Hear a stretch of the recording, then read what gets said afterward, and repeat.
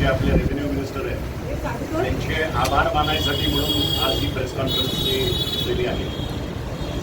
शासनाने चांगलं काम केलं तो विरोधक म्हणून त्याच्यात कुठलीच विरोध करायचा ही भावना आमची नाही.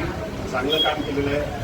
काल 1053 एकर जी MRT कोर्टाने जी प्रायव्हेट फॉरेस्ट जागा होती ती एका डेव्हलपरला दिली होती.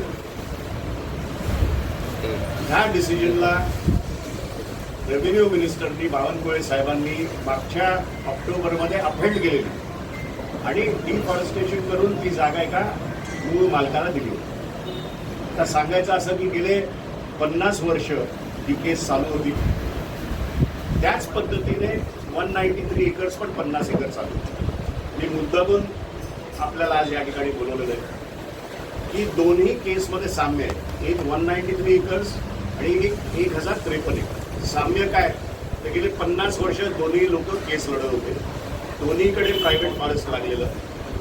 193 एकर्सला MRT कोर्टाने मालकाच्या बाजूने निर्णय दिला आणि 1053 एकरमध्ये पण MRT कोर्टाने मालकाच्या बाजूला निर्णय दिला.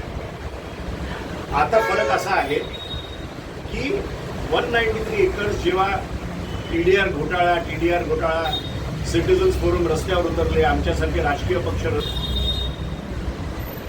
तेव्हा त्यांना एक कळून चुकलं रेव्हेन्यू मिनिस्टरांना की जर 193 एकरमध्ये एवढा तमाशा होऊ शकतो तर 1053 एकर जर खरंच डिफॉरेस्ट केलं तर काय होईल. पण एक चांगला निर्णय त्यांनी घेतलेला आहे. आम्ही समाधानकारी आहोत आणि त्यांनी ही जागा परत फॉरेस्टला दिली.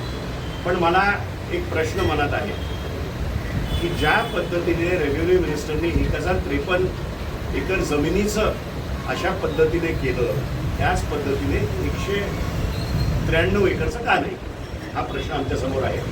आता हा जो मालक आहे 1053 एकरचा तोही हायकोर्टामध्ये गेलेला आहे आणि म्हणून मुद्दामून मी आपल्या सगळ्यांना बोलवलेलं आहे.